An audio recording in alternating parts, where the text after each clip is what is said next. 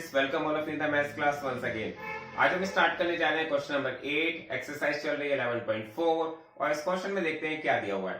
Question में कहा गया है प्रज्ञा wrapped a cord around a circular pipe of radius 4 cm and cut off the required the cord. Then she wrapped it around a square box side 4 cm. Did she have any cord left? आपसे question में क्या कहा गया है, सबसे पहले इसको बहुत अच्छी तरह क्लियर करते हैं। अगर आपने क्वेश्चन को रीड कर लिया और समझ लिया तो ये क्वेश्चन आप बहुत ही इजीली कर सकते हैं। आपसे कहा गया प्रज्ञा के पास एक सर्किल है जिसकी रेडियस 4 सेंटीमीटर है, सर्कुलर पाइप है और वो उसके लिए एक कॉर्ड को कट कर लेती है जो इसको कंप्लीटली कवर कर ले। ठीक है, कॉर्ड को उसने कट कर लिया। इसके बाद वो उस कॉर्ड को ओपन करके फिर एक स्क्वायर बॉक्स के ऊपर रैप्ड कर देती है जिसकी रेडियस जिसकी साइड है 4 सेंटीमीटर की।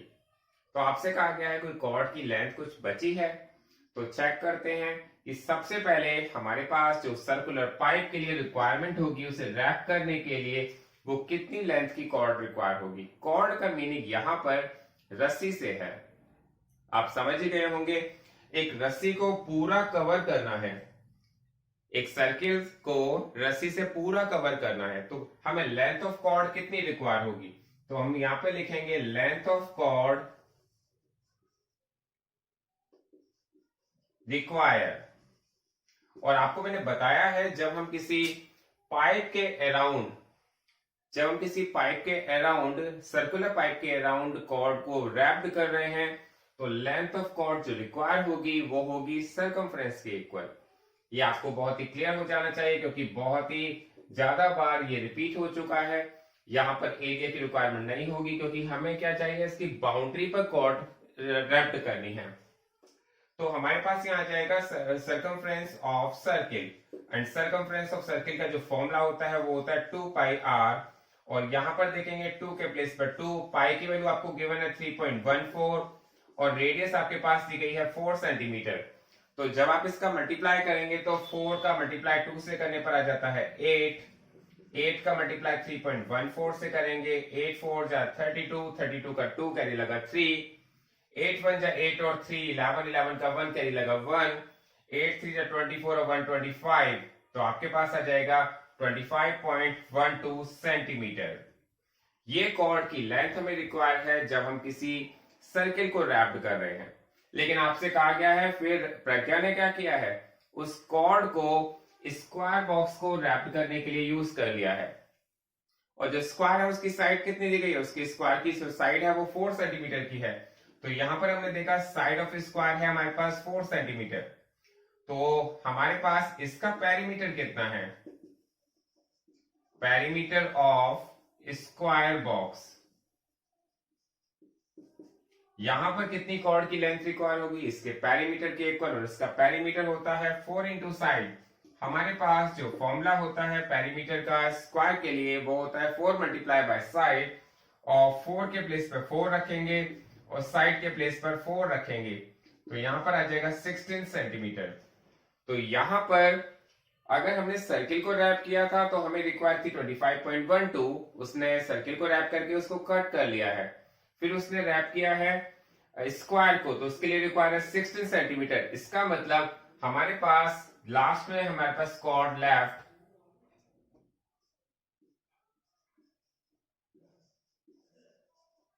तो हमारे पास 25.12 जो दिया हुआ है उसमें से हम माइनस कर देंगे 16 सेंटीमीटर, और आप माइनस करेंगे तो आप देखेंगे 25.12 को में से 16 माइनस करेंगे तो आपके पास बचना चाहिए 129, तो आंसर आ जाएगा 9.12 सेंटीमीटर।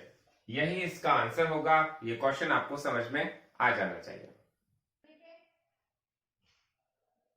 अब देखते हैं क्वेश्चन नंबर 9। क्वेश्चन नंबर 9 में आपके पास कहा गया है the adjoining figure represents a rectangular lawn with a circular flower bed in the middle.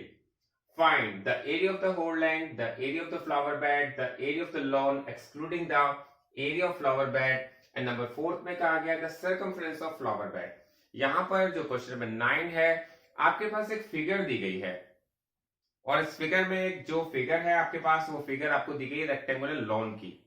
Lawn आप सब सुना ही होगा, लॉन क्या होता है, एक गार्डन होता है और इसके बीच में एक फ्लावर बेड है। और फ्लावर बेड हम किसको कहते हैं, फ्लावर बेड कहते हैं जहां पर बहुत सारे फ्लावर्स लगे होते हैं, जिनको हम क्यारियां कहते हैं हिंदी में।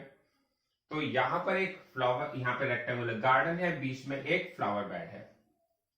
आपसे कहा गया है इस पूरी लैंड का एरिया फाइंड कीजिए। हम इसको 1 बाय 1 करके पढ़ते हैं। तो आपसे कहा गया the area of whole land. तो ये जो लैंड है ये किस टाइप की है, रेक्टेंगुलर शेप की। तो रेक्टेंगुलर शेप की आपको लेंथ भी दी गई है इसकी 10 मीटर और ब्रेथ भी दी गई है। तो सबसे पहला पार्ट है एरिया ऑफ होल लैंड। तो सबसे पहले हम यहाँ लिखेंगे L इंटू बी, और यहां पर जो L है, जो उसकी लेंथ है वो 10 है और जो ब्रेथ है वो 5 है। ये टोटल हो जाती है 50, 10 5 जा 50 मीटर स्क्वायर। ये इसका फर्स्ट आंसर है जो आपको समझ में आ जाना चाहिए। नंबर टू पर आपसे कहा गया है the area of flower bed. आपसे कहा गया है जो फ्लावर बेड है उसका एरिया फाइंड कीजिए। तो हम यहां पर नंबर 2 पर लिखेंगे एरिया ऑफ फ्लावर बेड। और हमें पता है जो यहां पर फ्लावर बेड है ये तो सर्किल की शेप में है, तो यहां पर फॉर्मूला जो लगेगा वो लगेगा पाई आर स्क्वायर। और पाई की वैल्यू हमारे पास जो दी गई है, अदरवाइज अगर पाई की वैल्यू नहीं भी दी गई तो हम पाई की कोई भी वैल्यू रख सकते हैं। तो यहां पर हमने 3.14 पाई की वैल्यू रखी है। जो रेडियस है आपके पास 2 दी गई है, क्योंकि स्क्वायर लगा होता है तो हम ये वैल्यू 2 टाइम्स रखते हैं। तो यहां पे आ जाएगा 3.14 इंटू 4, और 4 4 जो होता है 16, 16 का 6 कैरी लगा 1, 4 1 जा 4, 4 1 5 एंड 4 3 जा 12। तो आपके पास ये जो 12.56 सेंटीमीटर स्क्वायर ये जो वैल्यू आई है ये किसकी है, ये है area of the flower bed, जो आपको समझ में आ जाना चाहिए। इसके बाद इसका थर्ड पार्ट में कहा गया है the area of the lawn excluding.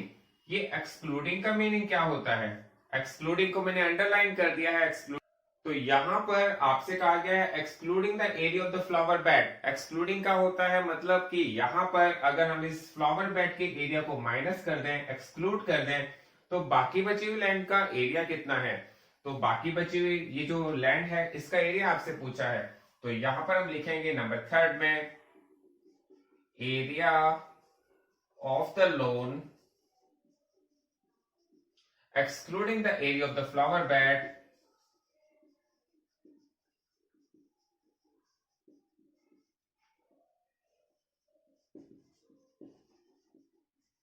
अगर हमारे पास ये एक्सक्लूडिंग द एरिया पूछा है तो हम यहां पर क्या लिखेंगे, टोटल एरिया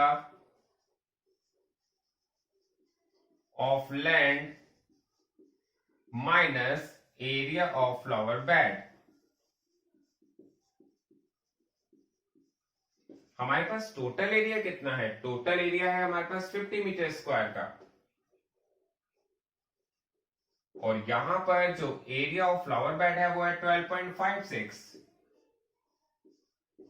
और 50 में से अगर हम 12.56 को माइनस करते हैं, कभी कभी हमारे बच्चों से गलतियां हो जाती हैं, हम कैसे माइनस करेंगे, लिखेंगे 50.00 12.56। यहां देखेंगे हमारे पास 0 में से 6 माइनस नहीं हो सकता, हम कैरी लेंगे 10 हो जाएगा, 10 में 6 माइनस हुआ 4 हो गया, यहाँ 9 में से 5 गया तो 4 हो गया, 4 बच गया, यहाँ पर 9 में से 2 माइनस हुआ तो 7 आ गया, और यहाँ 4 में से 1 माइनस हुआ तो 3 आ गया। तो हमारे पास इसका जो आंसर आ जाएगा वो 37.44 मीटर स्क्वायर। तो हमारे पास excluding the area of the land, यहां पर excluding the area of the flower bed, जो लैंड का एरिया आ गया है वो आ गया है 37.44 मीटर स्क्वायर। नंबर 4 पे आपसे पूछा गया है find the circumference of the flower bed. जो फ्लावर बेड दिया गया है उसका सर्कमफ्रेंस फाइंड कीजिए। तो यहां पे हम लिखेंगे circumference of flower bed is equal to 2 pi R, क्योंकि हमारे पास जो फ्लावर बेड की शेप है वो सर्किल की है, और इसका जो सर्कमफ्रेंस आएगा वो 2 पाई आर का फॉर्मूला हमें अप्लाई करना होगा। 2 के प्लेस पे 2, पाई के प्लेस पे 3.14, आर के प्लेस पे 2, हम इसका मल्टीप्लाई करेंगे 3.14 का 4 से, तो हमारे पास 12.56 मीटर आ जाएगा। देखिए यहाँ पर हमारे पास 4 क्वेश्चन पूछे गए थे, हमने 4 क्वेश्चंस का सभी का आंसर रिप्लाई कर दिया है। आपको फिर देखना है area of the whole line जिसका आंसर है 50 metre square, area of the flower bed जिसका आंसर है 12.56 मीटर स्क्वायर, समझ में आ गया होगा आपको। Area of the lawn excluding the area of the flower bed जिसका आंसर है हमारे पास 37.44 मीटर स्क्वायर, एंड नंबर 4 पे है circumference of the flower bed जिसका आंसर है 12.56 मीटर। तो हमारे पास यहाँ पर इसके 4 आंसर आ गए हैं। अब देखते हैं क्वेश्चन नंबर 10। क्वेश्चन नंबर 10 का फर्स्ट पार्ट हम देखते हैं। आपके पास कहा गया है in the adjoining figure find the area of the shaded part. आपसे कहा गया है शेडेड पार्ट का एरिया को आपको फाइंड करना है। तो हम देखते हैं शेडेड पार्ट का एरिया हम कैसे फाइंड करते हैं। आपके पास जो रेक्टेंगल दिया गया है जिसकी लेंथ है 18 सेंटीमीटर और ब्रेथ है 10 सेंटीमीटर, उसके अंदर एक शेडेड पार्ट है, उसको हमें फाइंड करना है। तो यहां देखते हैं कि हम area of the shaded part को फाइंड करने के लिए क्या करते हैं। सबसे पहले हमें यहाँ पर क्या करना पड़ेगा, हमें लिखना पड़ेगा एरिया ऑफ रेक्टेंगल ABCD। यहाँ पर जो आपके पास रेक्टेंगल दिया गया है ABCD, सबसे पहले हम उसका एरिया फाइंड करेंगे और उसमें से यहां पर एक ट्राइंगल दिया गया है जिसमें मैंने 1 लिखा हुआ है, इस ट्राइंगल के एरिया को माइनस करेंगे। इस ट्राइंगल का नाम क्या है, FAE। तो यहां पर हम लिखेंगे area of triangle FAE plus यहां पर एक दूसरा ट्राइंगल दिया गया है, हम उसको भी उसके एरिया को भी माइनस करेंगे। उसका नाम क्या है, उसका नाम है EBC। तो यहां पर एरिया ऑफ EBC, ये हमने ऐसा क्यों किया, पहले इसको समझ लेते हैं हमने इसको ऐसा क्यों किया। क्योंकि देखिए यहां पर हमारे पास जो शेडेड पार्ट है वहां पर हम उसका एरिया डायरेक्टली फाइंड नहीं कर सकते, क्योंकि यहां पर जो शेडेड पार्ट है वो बन रहा है क्वाड्रिलेटरल। क्वाड्रिलेटरल कैसे बन रहा है, देखिए 1 2 3 एंड 4। हमारे पास क्वाड्रिलेटरल का एरिया को फाइंड करने के लिए कोई डायरेक्ट फॉर्मूला नहीं है। हमारे पास एरिया ऑफ रेक्टेंगल को फाइंड करने का फॉर्मूला है, ट्राइंगल के एरिया को फाइंड करने का फॉर्मूला है, स्क्वायर के एरिया को फाइंड करने का फॉर्मूला है। लेकिन अभी हमने ऐसा कोई फॉर्मूला नहीं पढ़ा है जिसमें क्वाड्रिलेटरल के एरिया को फाइंड करने का कोई फॉर्मूला हो। तो हमने इसको एक और मेथड को यूज करते हुए किया है। क्या किया है, सबसे पहले हमने इस पूरे रेक्टेंगल का एरिया फाइंड किया है, उसमें से 2 ट्राइंगल को माइनस कर दिया है, फर्स्ट वाले और सेकंड वाले के एरिया को माइनस कर दिया है। तो यहां देखते हैं सबसे पहले एरिया ऑफ रेक्टेंगल ABCD है कितना, तो एरिया ऑफ रेक्टेंगल का फॉर्मूला होता है L इंटू B, और हमारे पास यहां पर किसी भी ट्राइंगल के एरिया को फाइंड करने का फॉर्मूला होता है 1/2 base into height. 1/2 base into height. अब देखिए बेस क्या है इसका, बेस तो है AE और हाइट क्या है, हाइट है AF। बहुत ध्यान से आपको देखना है, यहां पर जो भी डायमेंशंस दी गई हैं वही आपको रखनी है। हमें यहाँ पर EBC का एरिया फाइंड करना है और ट्राइंगल ABC का एरिया फाइंड करने के लिए भी फॉर्मूला में सेम लगाना पड़ेगा 1/2 बेस इंटू हाइट। तो देखते हैं इसका बेस कौन सा है। हमने देखा इसका बेस तो BE है और इसकी हाइट जो है वो BC है। तो देखिए यहां पर हमें सबसे पहले चेक करना है उसकी बेस कौन सा है, उसकी हाइट कौन सी है। यहां पर हम बड़े वाले रेक्टेंगल का एरिया फाइंड करेंगे तो हमारे पास आ जाएगा 18 मल्टीप्लाई बाय 10, और यहां पर हम जो फाइंड करेंगे AE देखेंगे तो AE दे रखी है 10 सेंटीमीटर, हम उसके प्लेस पर 10 रख देंगे। AF जो हमें दे रखी है 6 सेंटीमीटर, तो उसके प्लेस पर 6 रख देंगे, प्लस करेंगे 1/2 BE के प्लेस पर हम 8 रख देंगे और BC के प्लेस पर 10 रख देंगे। यहां पर देखते हैं अगर हम 2 से इसको कट कर दें तो 2 5 जा 10 हो जाता है, और 2 से इसको कट कर दें तो 2 4 जा 8 हो जाता है।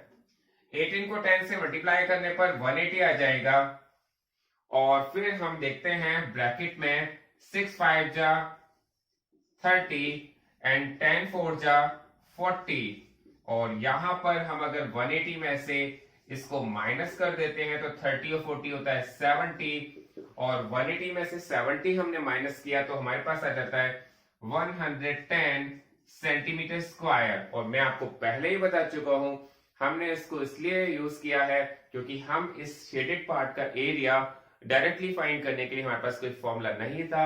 हमने इस बड़े वाले रेक्टेंगल में से दो छोटे वाले ट्राइंगल्स को माइनस कर दिया है, तो हमारे पास area of the shaded part आ गया है।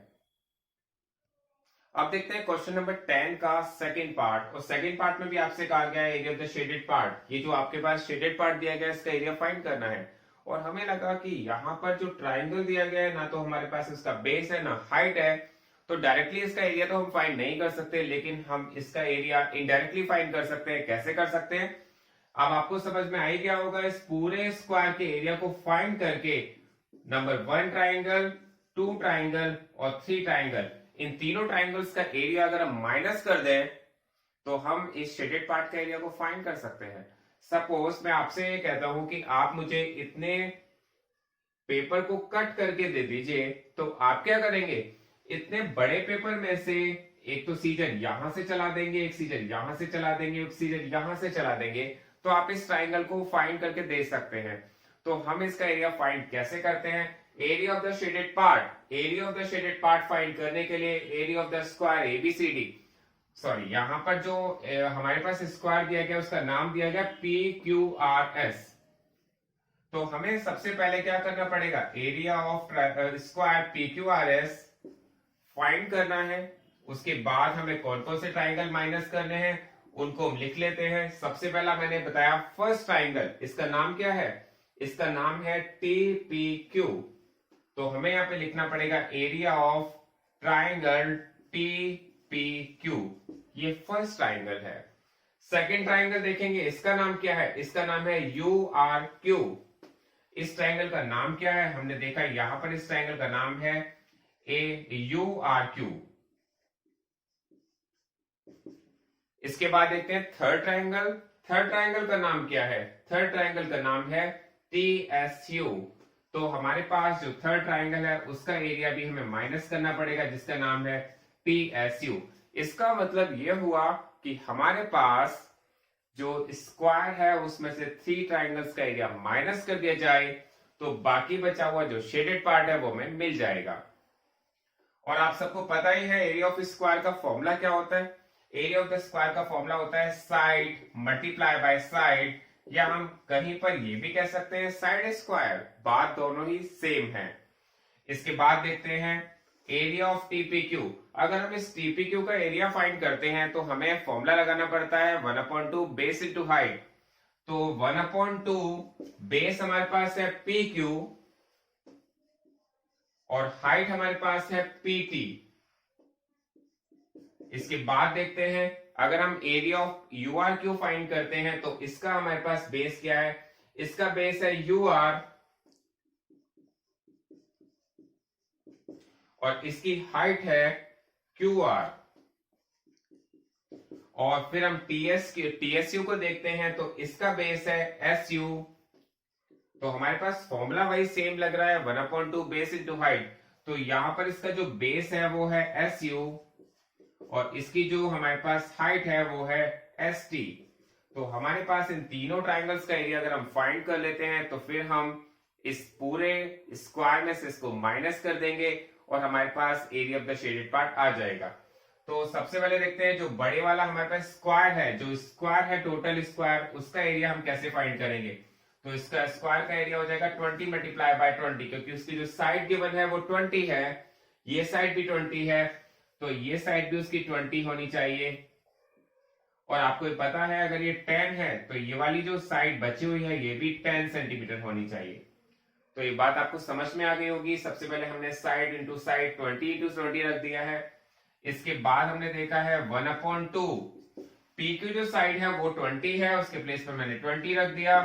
PT साइड के प्लेस पर, PT साइड हमारे पास कितनी है 10, मैंने उसके प्लेस पर 10 रख दिया।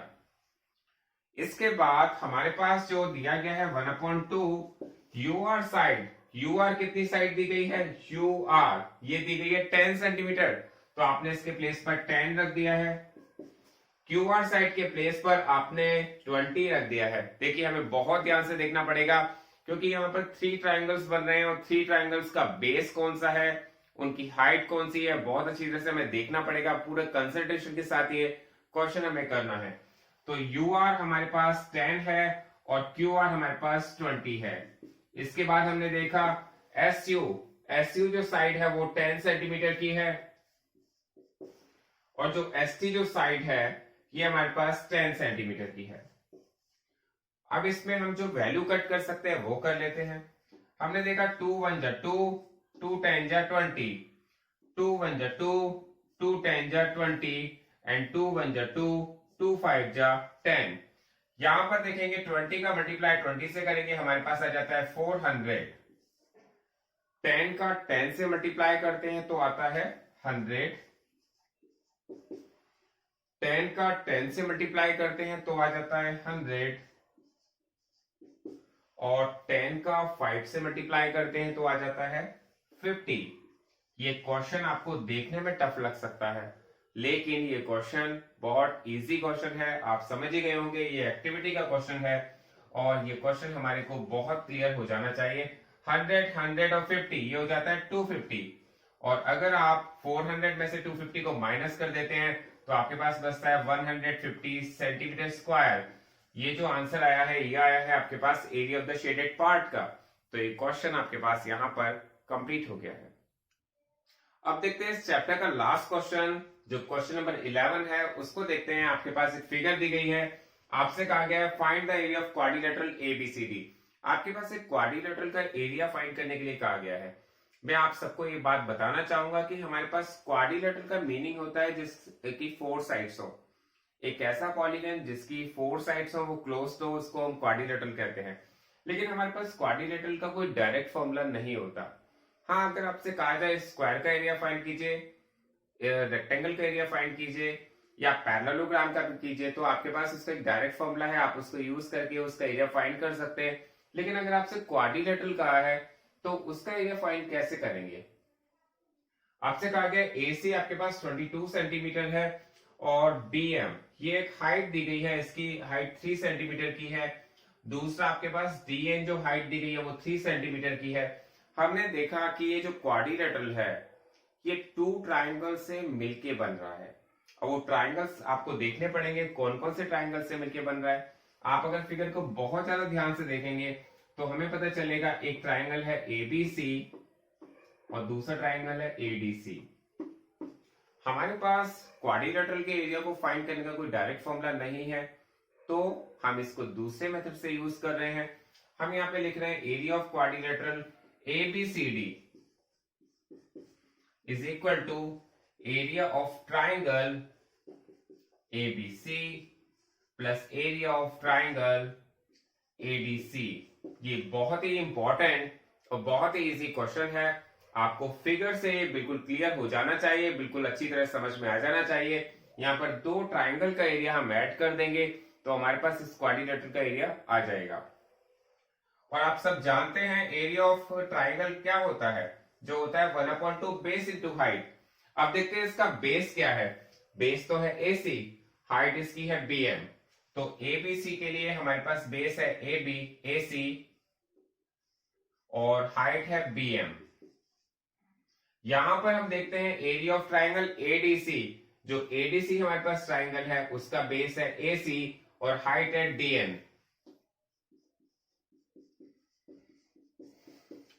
तो यहां पर हमारे पास दोनों की हाइट, दोनों के बेस दिए गए हैं, तो यहां पर हम इसकी वैल्यू रख देंगे 1/2। AC हमारे पास 22 गिवन है और BM 3 सेंटीमीटर गिवन है।